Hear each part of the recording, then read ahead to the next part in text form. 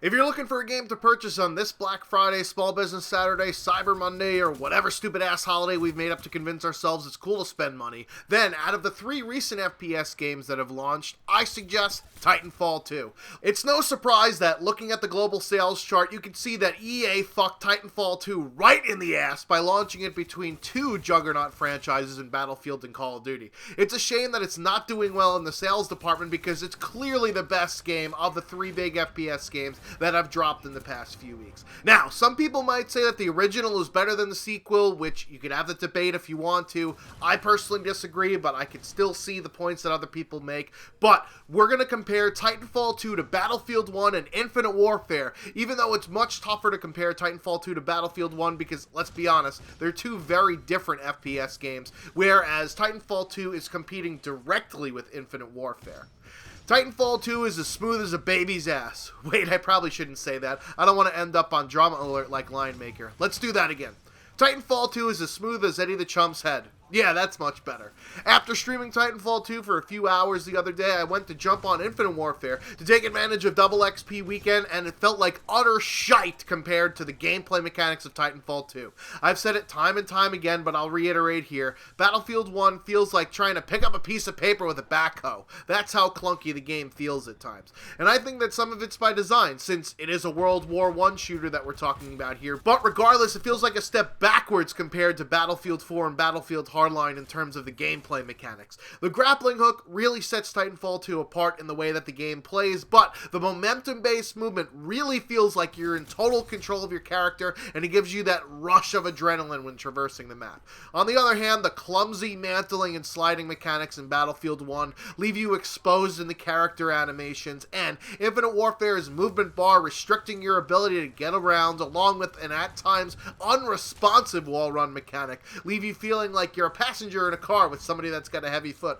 It's not just the movement that's better in Titanfall 2, it's also the servers and hit detection that are much better than the other 2 games. Titanfall 2 only supports dedicated servers, which means a much better online experience, and that also eliminates Infinite Warfare, which for some reason in 2016 still uses a peer-to-peer hybrid system, which a player like me, who lives in New York, should never, ever be on a peer-to-peer connection, yet it still happens. It's probably an error with the matchmaking algorithm, but either way, it's fucking unacceptable.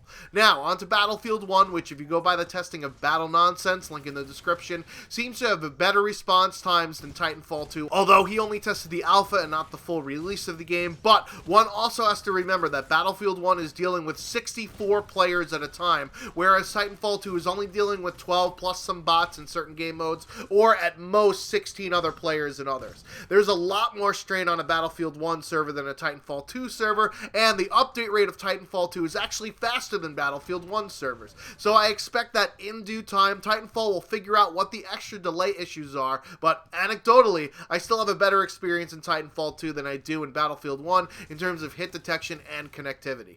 One of the main issues with the first iteration of Titanfall was the lack of content, and also the repetitiveness of how the game played. Respawn has corrected this issue in Titanfall 2 in both terms of weapon and perk variety, along with having 6 different classes of Titans to choose from that all have different styles of play with them. Given that Battlefield 1 is severely lacking in content compared with previous iterations, and Infinite Warfare has padded their depth with gun variants, Titanfall 2 actually has about the same amount of depth in terms of weapons, attachments, lethal grenades, tactical abilities, and boosts to compare with the weapons and gadgets of Battlefield 1 and the weapons, perks, lethals, tacticals, and rigs of Infinite Warfare, especially when you factor in the Titans, since there's 6 different rigs and also 6 different Titans. That being said, even though I don't give a shit, the amount of customization in Titanfall 2 clearly exceeds Battlefield 1 and Infinite Warfare.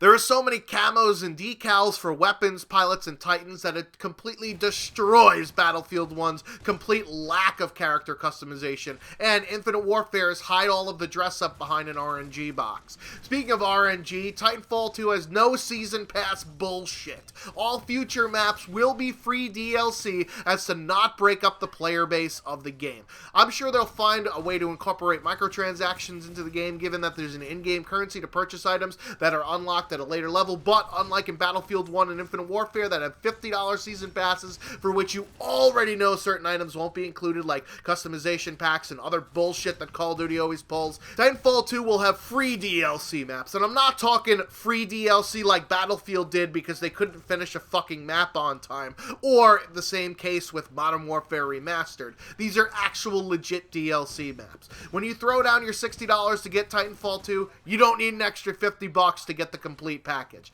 And lastly, I'll mention the campaign. I don't care about it, I know lots of people don't, and I actually haven't even played any of them to be honest, but Titanfall 2's campaign is actually the best of the 3 games according to a very non-scientific survey I did of my friends that played all 3 of them. The consensus actually is that all of the campaigns are pretty good this time around, but the best one is actually in Titanfall 2's hands because it's not a linear hold your fucking hand, get to the point that's highlighted on the goddamn map, or it's not so short that it's over faster than Britney Spears' Las Vegas marriage. Anyways, if you're waiting for a deal to buy one of these FPS games, make sure that Titanfall 2 is on your Christmas, Hanukkah, Kwanzaa, Festivus, whatever made up fairy tale bullshit you believe in list. It's the best of the 3 FPS games that recently launched, and shameless plug, if you're going to get it on PC, buy it from Green Man Gaming, use my affiliate link down below, and it's 25% off right now, and will most likely be even cheaper during the sales window later on this week. I've been the Schwantz27, making like a tree and leafing. Until next time.